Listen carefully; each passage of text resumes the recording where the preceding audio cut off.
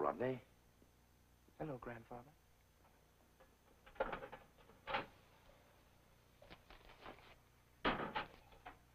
That meddlesome policeman outside had to inspect it.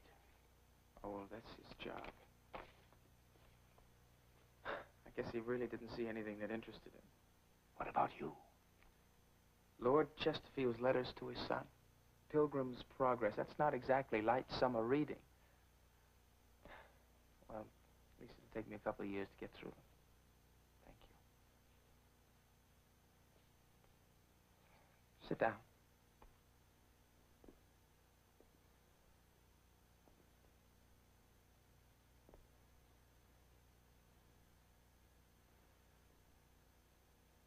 Well, I wish I had something exciting to tell you, but the routine here is pretty dull. We're strangers. My fault. My mistake. I want to remedy it, Rodney. Well, you have 4 days before the sentencing. Are you that whipped? A contented lamb waiting to be led to the slaughter? I'm not content, but there's nothing I can do. So you sit and wait and accept. What do you want me to do? Give up and you're dead. I haven't given up. I didn't think so. Not for a minute. But I wanted to hear it from you.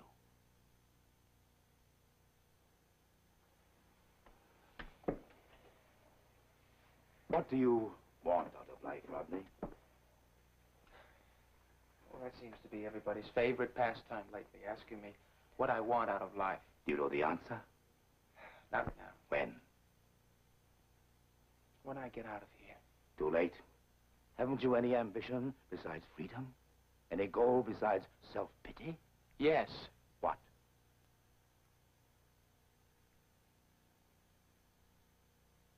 I don't know. The mill?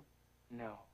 Why not? Because it's yours, that's why. Because anything I get there is a gift from you. You don't like gifts. You don't like me. I don't want to be Martin Peyton's grandson. I don't want to be Leslie Harrington's son. I want to be Rodney Harrington. Now, all my life, all I've had to do was stick my hand out, shut my eyes, and anything I wanted was put there. No matter what the cost or how little I needed it, it was always there. Now, if I can, when I get out of here, anything I get, I'll earn by being me. Where will you start? Where will you look? On the other side of these bars. If I can get that far, I'll be halfway there. Huh.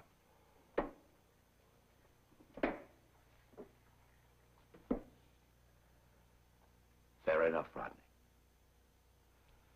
We can also find out whether we're strangers. I don't think we are.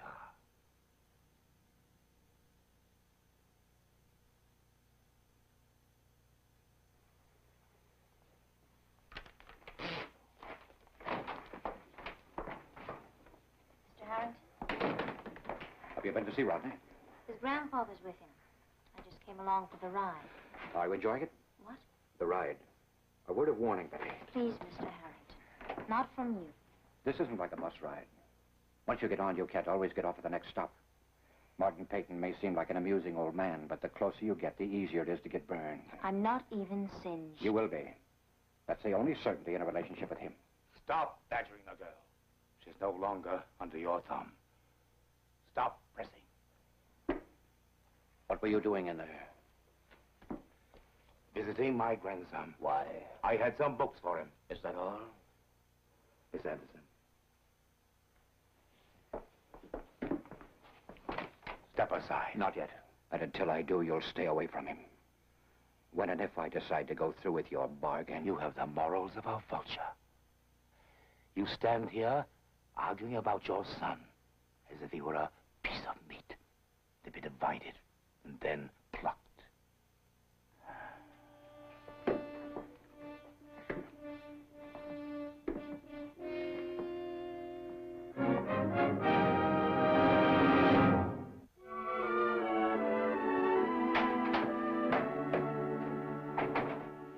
Connie? Hi, honey. Is anything wrong? I think I'm beginning to get somewhere with Allison. He's not going to leave it. No, I don't know about that, but I can only work one miracle at a time, lady. Oh, just a second. Oh, Miss Melrose, I found the book. I'll wrap it for you, huh? Tell me what happened. Allison has been picking away at that old typewriter in my office for the past 3 hours. She's writing again. Yes, at first she wouldn't even go near the typewriter, and then suddenly she started working. Oh, what's she writing about? Well, she wouldn't show it to me. Well, how did you manage? I don't know. It just happened, that's all. I wasn't lecturing her or giving her any advice. We just talked. Well, I talked anyway about myself mostly. But then I felt her beginning to thaw. And for the first time, I think Allison really wants to understand what's happened to her. Well, it's a beginning. Did you write this? When? This morning.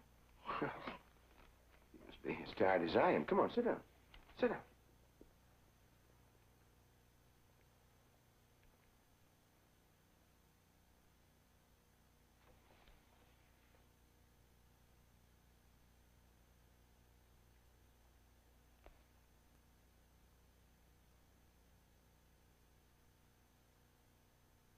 Well. I want an autographed copy of the first edition of this as soon as it's published. I'd like to talk to you about it tomorrow. Seriously. Well, I'll talk to you about it today. Seriously. I don't want to bother you. What made you start this? I was thinking about how I felt when I came out of the coma. How beautiful the world looked at first when I woke up. At first?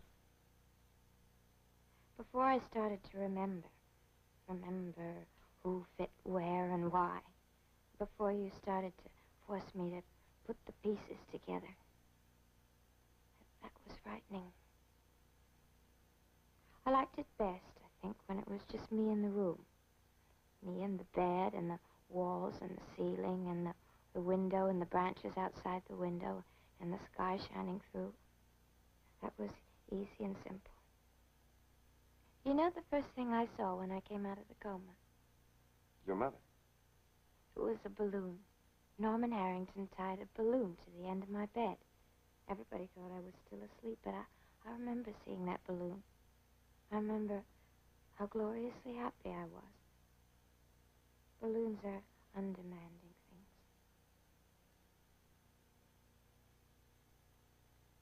It's like being a shadow of a person walking toward the sun in the late afternoon. An endless, insubstantial shadow of a person whose face you've never seen. It's nice, Allison. I'm glad you brought it me with this. You must relearn the contours and textures of your own face. A face known for 18 years, now unknown. A face loved by a strange, familiar boy. Loved by a strange, familiar man called father. Strangers to the shadow that finds a stranger even in the little person of the past. Walking into the sun. All these familiar strangers more foreign to the shadow than shadows. It is nice, Allison. Well, that isn't really important anyway. I want you to help me write the part about the people. That's the part that frightens me. It's the part I should be writing about anyway, isn't it? I wonder. I thought you'd think that would help me get well faster. Oh, it probably will. You're going to get well whether we push hard or we don't push at all. You're going to get so well that you won't be able to see the walls and the ceilings and the beds, except in relation to people, like everyone else does. And then you'll be able to accept strangers as more familiar than shadows.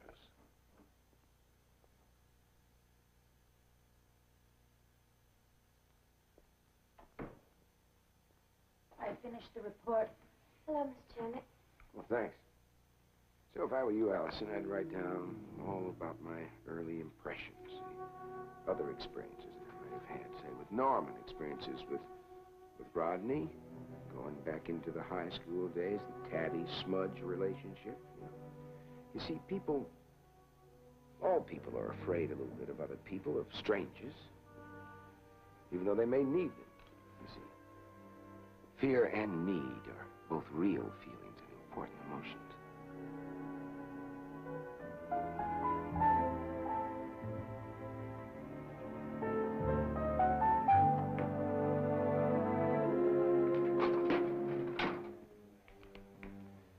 Take Stella, for instance.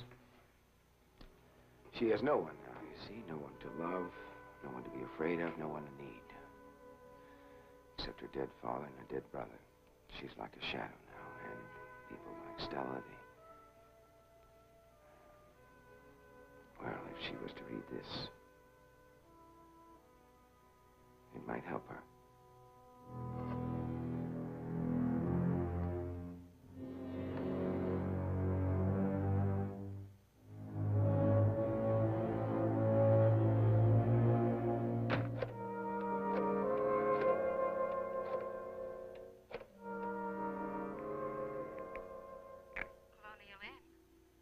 Would you please check and see if Richard Jensen is in his room? Yes, sir.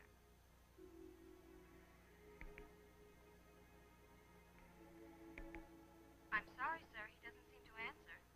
This is Stephen Cord. If he comes in, will you please tell him I'm waiting in my office? Yes, sir. Thanks.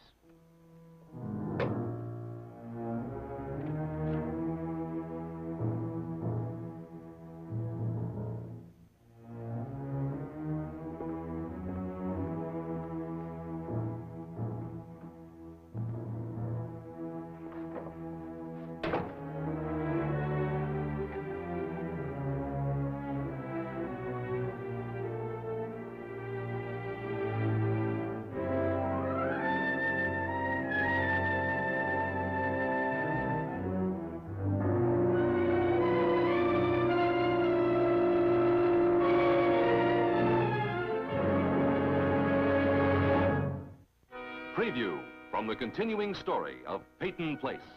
If Rodney were free, would you feel differently about him and me? About our future together? If you want to protest the verdict, there are channels to accommodate you. I am not one of them. You sent a man you knew was innocent to prison. I don't have that on my conscience. I'll get those 2 years! You owe me! You owe me for those 2 years! You owe me, Stella!